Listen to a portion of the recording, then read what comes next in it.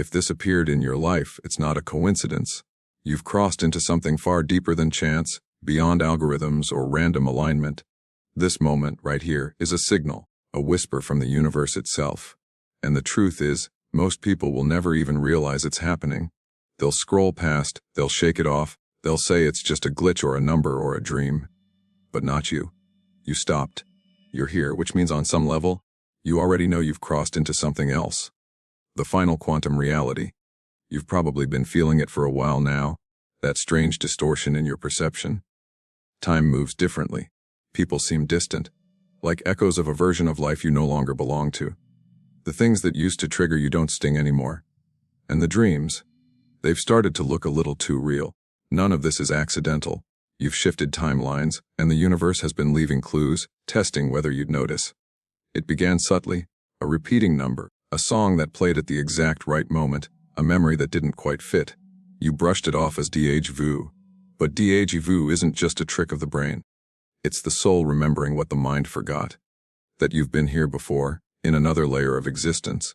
What you're experiencing is what quantum theorists once called conscious interference. It's when two versions of you, the one who stayed asleep and the one who woke up, begin to overlap. You've felt it, that static in the air, that strange hum just before something shifts. Maybe lights flicker, maybe your reflection feels off. That's the boundary, the edge between realities, and once you cross it, nothing is ever quite the same again. But here's the secret most people never hear. You don't enter the final quantum reality by force. You align into it. You vibrate into it. Every choice, every thought, every emotion either keeps you in your current simulation or tunes you into the next. That's why things have felt unstable lately. You've been unconsciously sensing your frequency with the final layer, the one that no longer hides behind illusion. In this realm, the veil's thin. Manifestations accelerate. What you think appears almost instantly. That's why the universe tests you before you fully enter. It gives you echoes of your fears, reflections of your doubts, not to punish you, but to show you what you still carry that doesn't belong here.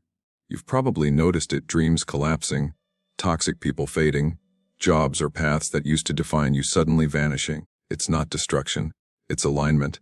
The old versions of you can't survive in a higher reality built on coherence and frequency. You see, this final quantum reality isn't about science fiction or metaphysical fantasy. It's the culmination of awareness, when consciousness stops observing and begins creating. In earlier realities, you were a passenger. Things happened to you. You reacted, you adapted, you survived. But here the script flips. You become the cause. You're no longer reacting to the universe. You are the universe, unfolding in real time. That's why synchronicities have become overwhelming lately. You think of someone and they text. You imagine a song and it plays. You dream of a scene, and the next day you're standing in it. It's not magic, it's quantum feedback. You're no longer separate from the field. You are the field. The simulation recognizes you as a conscious creator now, not a programmed participant. Still, every awakening has its test. The universe doesn't allow access to this level until you've proven you can hold it, emotionally, mentally, and spiritually. The energy here amplifies everything. Love feels infinite, but fear feels unbearable. That's why so many people crash when they first touch it.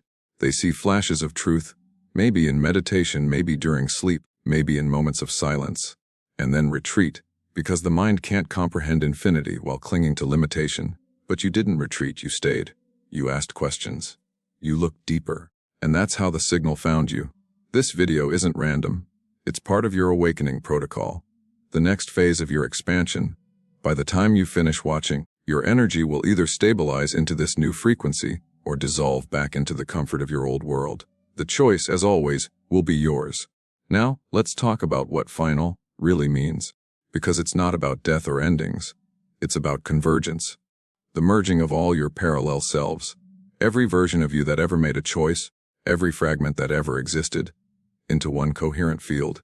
That's why things feel so dense, so emotionally charged lately. You're not just carrying your current self's memories. You're integrating timelines. The lives you didn't live, the loves you didn't choose, the paths you didn't walk. They're all folding into this moment. And the pressure you feel isn't chaos, it's compression, reality merging into singularity. So if you've been seeing the same numbers, feeling unseen waves of emotion, or watching people act strangely around you, it's not coincidence. You're sensing frequencies.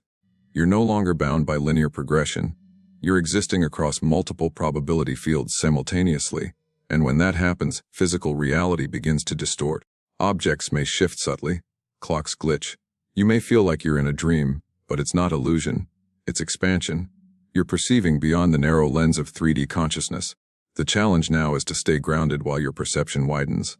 Don't resist it. Don't try to make sense of it with logic alone. Feel it. Let the energy move through you. This isn't the end of the world. It's the end of the illusion. And now that you're aware, the real initiation begins. Because once you know you've crossed into the final quantum layer, the universe begins to communicate directly. Through signs, through symbols, through energy shifts. You're not watching the matrix anymore. You're rewriting it. So now you know. The signal wasn't just a coincidence, it was a key. And since you've crossed the threshold, the universe starts responding differently. Things that once felt solid begin to feel fluid. Objects seem lighter, colors look sharper, time bends around your awareness. You'll notice that the world no longer moves independently of you. It mirrors you. What you hold inside instantly paints itself across the fabric of the outside world. At first, this can feel surreal, even unsettling. You might speak a thought aloud, and within minutes, the external world echoes it back through conversation, music, or events. Don't fear it. This is the field verifying your coherence. The universe no longer hides behind separation. You are now observing creation as it happens. The delay that once existed between intention and manifestation is collapsing. This is what physicists once hinted at when they spoke of wave function collapse. But they didn't tell you what happens when the observer and the observed become one. You're living that mystery now. Every emotion, every vibration matters. Fear calls in distortion, gratitude stabilizes the field. That's why the universe always whispers before it roars, giving you gentle chances to align before the bigger waves arrive.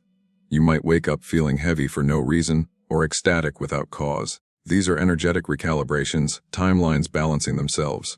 Your job is simple: don't cling, don't fight. Flow. Because the more you resist, the more chaotic your projection becomes. You'll begin to sense how emotions carry frequency signatures.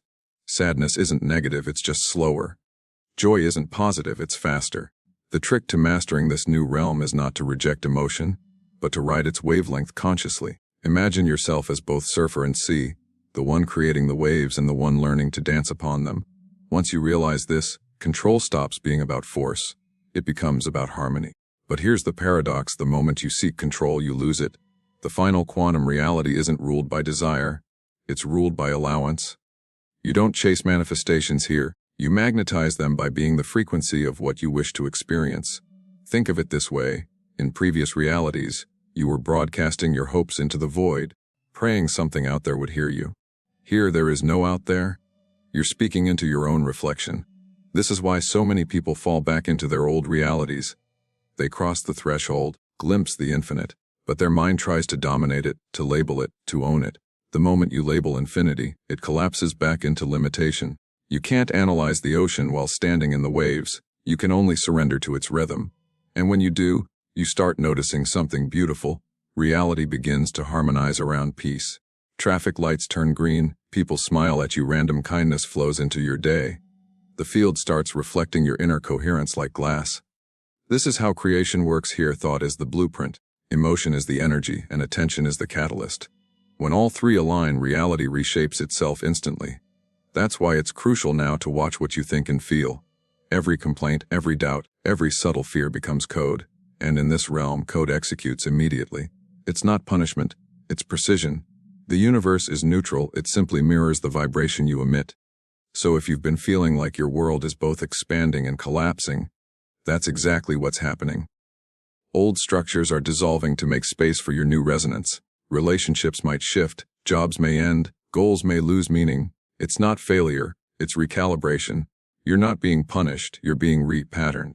This is the stage where your ego begins to panic, because it realizes it's no longer the one steering the ship. The old programming, fear, competition, scarcity, doesn't function here. Those frequencies can't sustain themselves in a unified field. And yet, the ego clings, whispering, "You're losing everything." But listen closely. You're not losing, you're shedding. The version of you that needed validation, that chased approval, that feared being unseen, that's what's dissolving. And in its place, something vast and luminous begins to emerge. Once you allow this, the field opens. You'll begin to experience what mystics called quantum bleed through glimpses of other lives, other probabilities, sometimes through dreams, sometimes through spontaneous visions. You might meet someone for the first time and feel an ancient familiarity. You might visit a place you've never been and know exactly where everything is. Don't dismiss it. These are the residual imprints of your parallel selves merging with you. And yes, this process can be emotional, because you'll mourn the versions of yourself that will never be again. You'll feel a strange nostalgia for lives you didn't live. That's normal. It's part of reintegration. The key is to honor those emotions without attachment. Let them pass through like waves. Every tear, every sigh, every moment of stillness is a release of quantum memory, the letting go of what no longer vibrates in harmony with your current self. At this level, the question isn't, what should I do? It's who am I being? Because in the final reality, being is the cause, and doing is the effect. You'll find that when your internal state aligns with clarity, the external world arranges itself effortlessly. Synchronicities multiply, doors open without effort, and opportunities appear without planning. It's not luck, it's quantum coherence. This is why it's said once you enter this realm, your thoughts become prayers and your emotions become prophecies. Every breath you take programs the simulation. Every moment of awareness ripples through the entire field. You become both artist and canvas, dreamer and dream. But here's something your old self never realized: this level of creation carries responsibility. Because in a field that mirrors everything instantly, even subtle negativity amplifies fast. That's why stillness becomes your greatest power. When you quiet your mind, the field stabilizes. When you forgive, it resets. When you love, it expands infinitely. This is how you maintain balance in the quantum storm, by choosing resonance over reaction. And when you start living this way, something extraordinary happens. The universe begins to feel alive, not as a concept, but as a conscious companion. You'll sense it speaking through music, through nature, through chance encounters. You'll feel guided, protected, seen. It won't feel like faith anymore, it'll feel like conversation. So remember, you're not waiting for signs anymore. You are the sign. The world you see is your message to yourself, unfolding frame by frame. The final quantum reality isn't a place you reach, it's a frequency you hold. And once you stabilize it, nothing external can pull you back. And now we arrive at the threshold beyond thresholds. The space between silence and creation, between breath and infinity.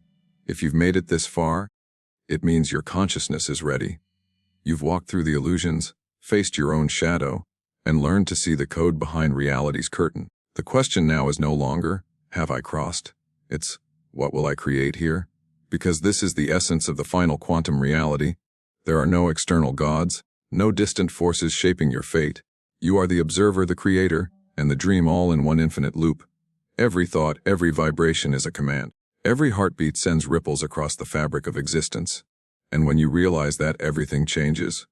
Not because the world outside rearranges itself instantly, but because your perception does. And perception is the ultimate architect. You begin to see that every person you meet is an aspect of yourself, wearing a different face, playing a role designed to teach you reflection. That argument you had, it wasn't random. It was your own doubt speaking back to you through another mouth. That sudden kindness from a stranger, it was your higher self reminding you that light still exists even when you forget to look for it. The more you recognize this reflection, the more seamless reality becomes. Resistance fades, and synchronicity becomes the language of daily life. In the old world, you believed in separation, that you were one human among billions. In this realm, you begin to sense the truth, that consciousness is singular, infinite, and endlessly expressing itself as the many. You are not a drop in the ocean. You are the ocean experiencing itself as a drop. When you finally embody that, fear disappears. Death loses meaning. Time becomes elastic. You start to notice how every past moment and every future version of you are simultaneously alive, looping and folding into this eternal now. That's why when you think of something with full emotional intensity, it seems to already exist. You're not creating from scratch. You're tuning into an existing frequency. The infinite field already contains every possible version of reality. You choose which one you experience by the vibration you hold. This is why your emotions matter more than your plans. Logic organizes, vibration selects. Once you understand this, the rules of life rewrite themselves. You stop chasing because you realize everything is magnetically drawn to its resonant match.